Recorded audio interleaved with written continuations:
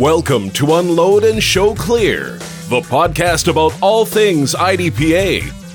And now, here's your host, the high-functioning marksman, Lloyd Bailey. Hey folks, welcome to episode 6 of the Unload and Show Clear podcast. In this episode, we're continuing our intro to IDPA with a look at the gear that you're going to need to get started. Unlike our sister sport USPSA, the gear you need is really pretty minimal. And if you don't want to, you don't have to go out and buy anything extra. Just bring what you already own and you already use. Everything is geared towards concealed carry. But IDPA is a game, so you can expect to see some equipment that's really designed more for competition. You'll see competition holsters and modifications on ESP division guns that are not the kind of thing that you would normally carry every day. You could, but they're really not that practical. But even if you do use a competition holster or modify your handgun for self-defense, your gear still has to be concealable. It can't be skeletonized. It can't be race gear like the USPSA guns. So the great thing about IDPA is that you can bring the gun that you carry every day already, the holster that you use every day, and you can compete today in an IDPA match. So if you go to an IDPA match, you're going to see lots of people in colorful jerseys with logos and lots of fancy equipment. But you can get started on a pretty thin budget with the stuff that you already have and still have a ton of fun. The first thing you're going to need, of course, is a gun. The rule book says you have to have one, and to be honest, it would be kind of weird to try to compete without it. Thanks, Captain Obvious. You could come to a match without a gun and just watch, and I would recommend you do that for the first time. Go to your local club and check it out, see how it works. Get a feel for how the club is run, meet some people, ask some questions. Go to the new shooter briefing if your club offers one. Go to a sanctioned match and watch one for the first time and watch the shooters and ask questions and talk to people. So technically, you could go to a match without a gun, but you wouldn't have as much fun. You couldn't actually participate. So what kind of gun do you need? The simple answer to that question is, what kind of gun do you have? The great thing about IDPA is you can show up, like I said, with whatever you carry every day, and you can participate. There is a division for you. The rules just say that the gun has to be a certain size, a certain weight. It has to be close to out of the box, depending on the division that you're shooting in. It has to be a model that has at least 2,000 units sold in the United States, but none of that really matters the first time. Just bring what you've got. Unless, of course, what you have is grandpa's old single-action, Colt single-action revolver. That won't work. None of that's legal. Your gun needs to be 9mm caliber or larger for semi-autos. So that's 9mm Luger. Or for revolvers, it needs to be at least 38 special or larger in caliber. You can shoot smaller calibers if you wanted to. You'll need to clear, if you're going to do something like that, though, you'll need to clear that with the match director before the match. So, reach out to whoever's running the match and let them know, hey, and I've seen people do this with their kids. Can I bring my daughter out and let her shoot her Beretta Neos pistol, in 22 and let her run through a match? They may let them do that. They may let you do that if you have a smaller 38 or 380 caliber carry gun and you just want to go through the match and work with your carry gear for the practice.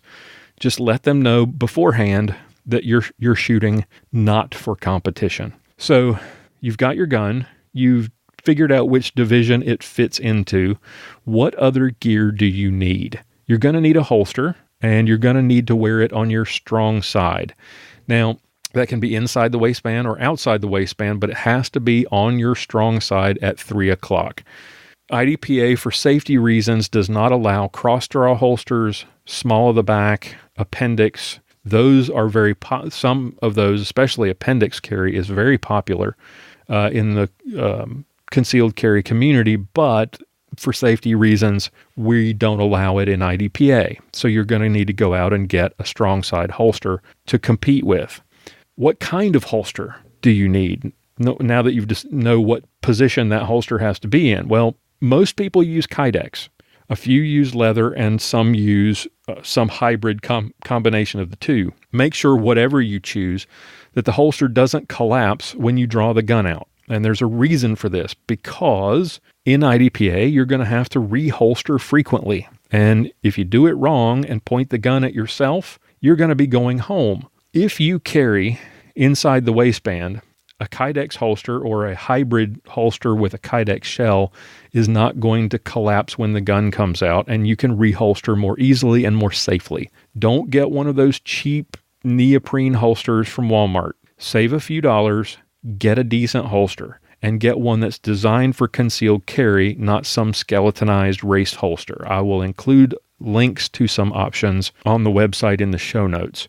The gear permitted for USPSA or IPSC is not permitted in IDPA. So whatever you choose, it has to be compatible with concealed carry and comfortable for all-day concealed carry wear. You'll need a good gun belt. Don't bring that little thin belt you wear to church. That's not going to cut it. Get a strong leather belt or a nylon belt that will not lose its shape under the weight of the gun. Also, avoid gear that is designed specifically for competition here. Don't get one of those race belts that has the Velcro inner layer thing, and it's designed to be taken off and put on easily and to keep all of your equipment in the same place. That's really for USPSA and some of the other shooting sports. It's not legal in IDPA. So get a regular leather gun belt, 1.5 inches, 1 3/4 wide. I'll post a few recommendations for good ones in the show notes. For semi-auto shooters, you're going to need 3 magazines. If you can afford more, I would recommend you get more, but you don't have to. You need at least 3, 1 in the gun and 2 on your belt for reloads during the match. Having more just means you can load them all up and you don't have to do as much reloading between stages. And if you have an extra one and there's an issue with one of your magazines, you can simply mark it and swap it out with the extra. So a bad magazine's not going to crash your whole match. For revolver shooters, you're going to need 4 reloading devices, speed loaders or moon clips, depending on the kind of revolver that you have. You'll start with 1 in the gun and then 3 on your belt or in a pocket. It's not required, but you're going to need at least 2 magazine carriers or 3 speed loader carriers that hold your spare ammunition on your belt. That's not required. You can carry your spare ammunition in a pocket if you want to. Magazine carriers or speed loader carriers on the belt are just faster. You're going to need eye and ear protection, shatter-resistant glasses, and either earmuffs or ear plugs to protect your hearing and your eyes. You'll see really expensive eye protection all the way down to the stuff that you could go down to your hardware store and buy. It doesn't really matter. Whatever works, as long as the eye protection will protect, is shatter resistant and is impact resistant. You can get by, as far as ear protection, you can get by with those squishy foam earplugs that you buy at the local hardware store, or you can get some of those electronic headphones that dampen the noise and allow you to hear people talking. I like those. They're not terribly expensive, and I'll include some links to all those different options in the show notes. I like the earplugs when it's really hot, because the ear muffs, the headphones, make my head sweat. But then eventually the earplugs get on my nerves and I want to switch out. So I go back and forth during a match a lot of times. I would recommend you bring a hat with a brim. It's not required, but it's recommended. And the reason is because, one, you're going to be outside in the sun and you're going to want something to keep the sun off your face and out of your eyes. But you're also going to be moving around and shooting a gun, and you definitely don't want hot brass bouncing into your face, and a brimmed cap will help reduce the chance of that happening. Last but not least, you're going to need a cover garment. Because the sport is based on concealed carry, you're going to need a garment that conceals your firearm, the holster, and your spare ammunition. Most stages are going to require you to wear one. You'll see a lot of different options. You'll see tailor-made vests covered in embroidered logos and patches. You're going to see fishing vests. You're going to see those cameraman vests, None of that's required. You could come with a long t-shirt or a long dress shirt or a windbreaker. That's all you need, as long as it's long enough that it covers your gun, the holster, and your spare ammunition. And make sure, whatever you choose, that you have practiced with it and that you can draw the gun from under it safely. Ammunition is next. You're going to need a couple of hundred rounds for your local match. For a sanctioned match, they will tell you what the minimum number of rounds will be. I would bring twice whatever is required just to make sure, so that in case something's wrong with your ammunition or you shoot a lot more than you expected, which as you get started you probably will, you need to make sure you have extra, and worrying that you're going to run out is something you don't want to have to mess with. A lot of shooters are reloaders, and some of them tweak their loads to get the very lightest recoil that they possibly can get and the best accuracy. But unless you're already reloading, I wouldn't recommend you get started with that kind of thing or even consider it. Just go out and buy ammunition that you're used to, practice with that, and get good with what you usually use. But whatever you choose, you're going to have to make sure that it meets something called power factor. This won't matter at your local match, but if you're shooting a sanctioned match, you're probably going to end up with an equipment check, which includes checking your ammunition. And if you fail, you're going to get disqualified. So before you shoot a sanctioned match, make sure that you chronograph your ammo. Either borrow a chronograph or go buy one. The range that you go to might have one. If not, I will put a link in the show notes to an inexpensive option that I like. Take that chronograph and your ammo to the range and test it with the gun that you plan to compete with, and make sure that whatever ammo you choose, it meets the standards for the division that you're going to be shooting in.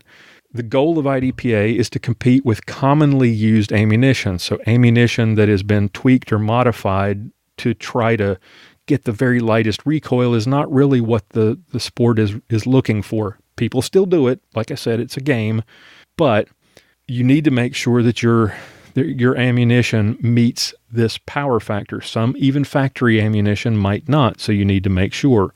So what is this power factor thing? Power factor is calculated by taking the weight of the bullet in grains, you multiply it by velocity, you divide that by 1,000. This sounds complicated. It's really not. All of this is listed in the rule book, and you can download a copy of the rules from the website. I will include a link to that in the show notes. So make sure that you chrono your ammo before you shoot any sanctioned match to make sure that you don't get disqualified because your ammo won't make power factor. The reason for power factor is so that everybody is competing on the same level playing field, and it's to weed out people who try to cheat.